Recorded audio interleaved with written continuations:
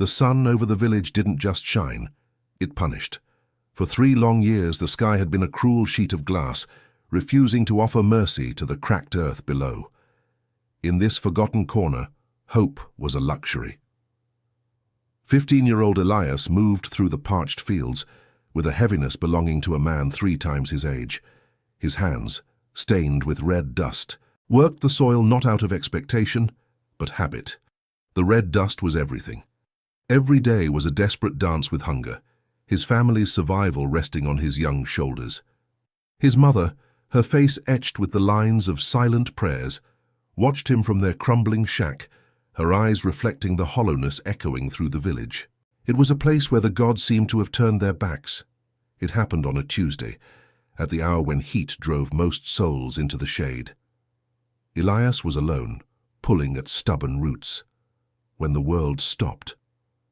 A light, more intense than any sun, descended with a silence that was deafening. It permeated him. In that brilliance the heat vanished, replaced by a clarity like ice water. Then came the voice. It wasn't a sound heard with ears, but a vibration in his bones. It spoke of impossible things, the steps to a hidden dry well and the names of long-forgotten ancestors. The voice told him the silence was over, but the words felt like a sentence rather than a gift. When the light receded, Elias stumbled back to the village center. The people, gathered around the dry communal well, looked at him with pity as he began to speak. He told them the drought would break at the strike of 3. He described the smell of the coming rain, wet stone and distant pine, and told them to prepare their basins. Elder Simon, the village leader whose authority was as brittle as the earth, laughed. He mocked the boy's delirium, pointing to the cloudless sky. But as the town clock struck 3, the air grew heavy. A single drop hit the dust, followed by a roar of thunder. The heavens opened, and for the first time in years, the people felt the wet embrace of life. Skepticism died, replaced by fervor. In the weeks following, the rain brought a transformation Elias hadn't asked for. The boy who once played in the shadows was now a vessel of the holy. He was no longer just Elias, he was the oracle. Every morning he woke to find crowds outside his door, seeking answers he didn't want to give. He felt trapped. The weight of their expectations was a physical pressure. He missed the simple anonymity of the fields. He was losing his childhood to the altar of their needs. His mother tried to shield him, but the village had already claimed its new deity. Elder Simon saw in Elias a path to prestige. The village had been a forgotten speck, but with a living miracle, wealth was near. Simon began to choreograph Elias's appearances, turning the boy's confusion into a performance of divine mystery.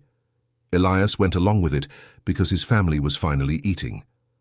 For the first time, his mother didn't skip meals. If being a god meant his family stayed fed, he would play the part, even if it felt like he was disappearing behind a mask. However, the celebration was cut short by a stranger whose clothes held the dust of 100 deserts.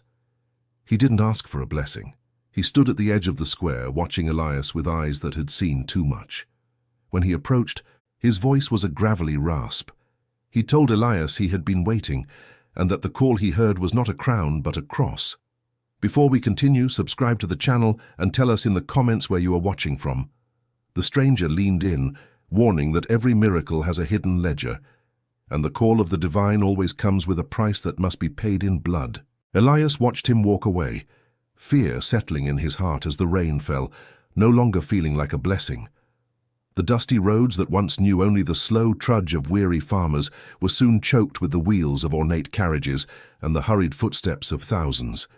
Wealth poured into the village like the rain that had broken the drought, but it was a different kind of flood, one that eroded the soul of the community. Gold coins replaced the red dust, and the sacred silence of the fields was drowned out by the shouting of merchants selling cheap relics and bottled rainwater.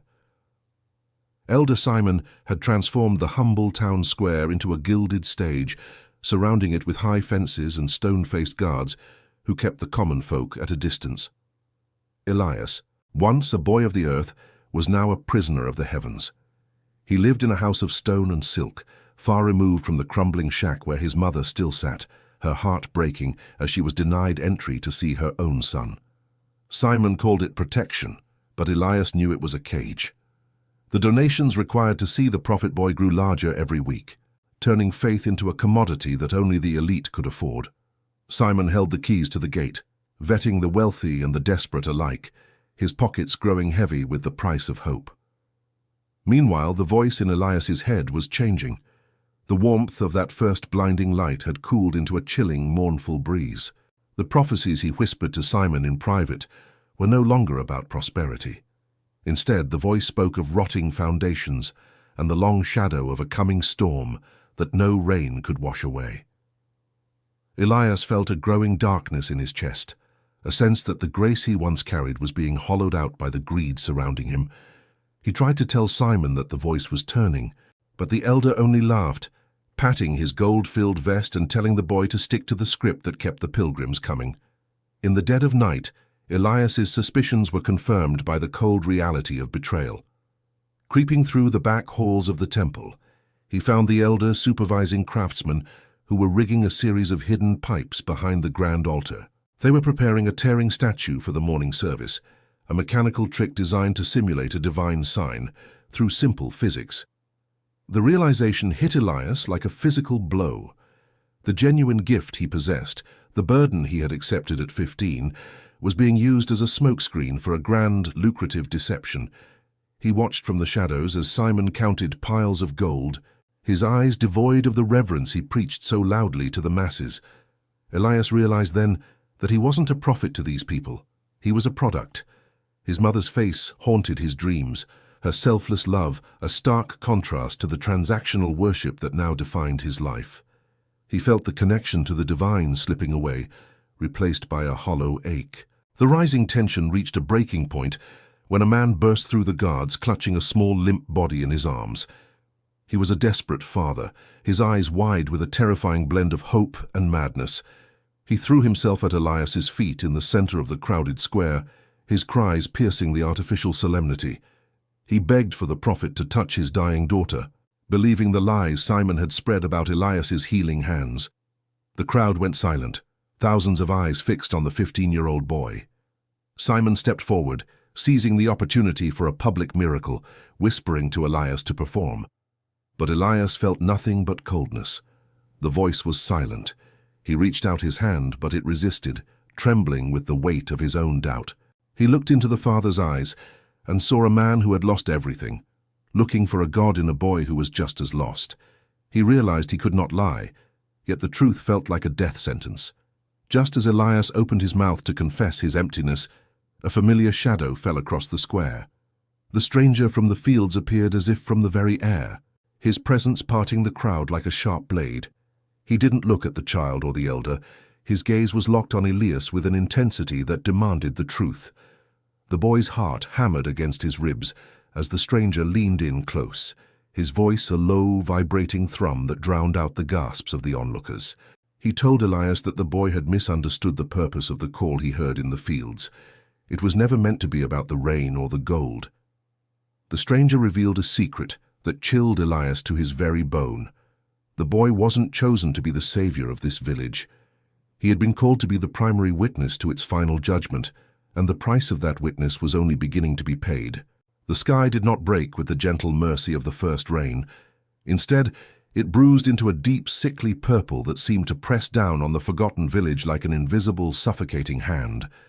The air became thick with the pungent, metallic scent of ozone and the heavy static of a brewing celestial fury.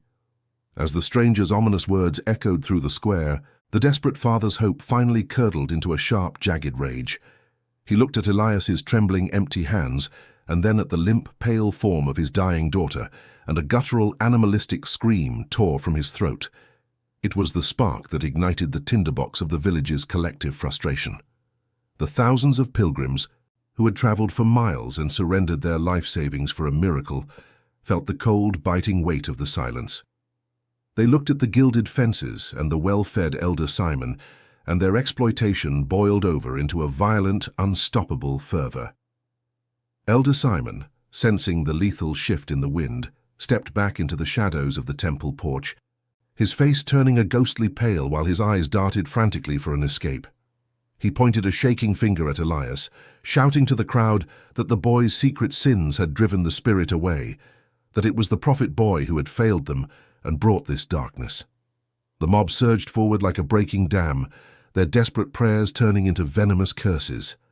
The guards, seeing the tide turning, abandoned their posts and fled, leaving the 15-year-old boy alone on his high pedestal of lies. Elias stood frozen, the invisible crown he never asked for finally crushing the air from his lungs. He watched with wide, terrified eyes as the first stone was cast, a jagged piece of flint that struck the ornate stone altar at his feet with a sickening final crack. In that moment of impending slaughter, the heavy oak doors of the temple were shoved aside by a woman whose hands were calloused and stained by the earth she still worked. Elias's mother broke through the line of the mob, her hair disheveled and her eyes burning with a fierce protective light that outshone the lightning above. She did not look at the gathering storm or the piles of gold. She saw only her son, a terrified child lost in a world of greedy men. She threw herself over Elias, her small, fragile frame shielding him from the oncoming surge of the crowd. Her voice, cracked with years of suppressed longing, rose above the roar of the thunder. She didn't pray for a miracle. She simply called his name, a reminder of the boy he was before the world tried to manufacture him into a god. Her selfless love, a pure and unadorned shield, seemed to ripple through the air, momentarily halting the crowd's advance with its sheer, human sincerity. Suddenly, the ground beneath the square groaned as if the earth itself were waking up. The sky split open with a blinding flash, but no rain fell. Instead, a light far more brilliant than the first one in the fields descended, centering on the boy and his mother. The voice that had been a whisper now became a roar that shook the foundations of the stone houses. It spoke through Elias's presence, vibrating in the bones of everyone there. The message was a terrifying clarity. The abundance received was not a reward for piety, but a test of their mercy. The voice spoke of orphans ignored while temple walls grew high, the hungry turned away from the gates, and the mother barred from her son while merchants grew fat. The judgment was not for the boy who was used, but for the hearts of those who turned a divine blessing into a transactional business. The storm dissipated quickly, leaving behind a silence so profound it felt like a physical weight. The hidden pipe Simon had installed burst, spilling sacred water in a muddy stream, exposing the mechanical fraud. Elias stood up, the golden robes falling from his shoulders like dead skin. He looked at the wealth surrounding him and saw only dross. He took his mother's hand and walked past the humbled elder and through the parting crowd. He left the status and the heavy burden of being a prophet behind. He walked toward the horizon, choosing a life of quiet service where no one knew his name. The village was left to rebuild from the ashes of their own greed. The call was a fire meant to refine, and Elias finally found the peace that worship could never provide. The call remains for everyone, a quiet whisper in the fields, but few are willing to let it burn away the masks to reveal the truth beneath the gold.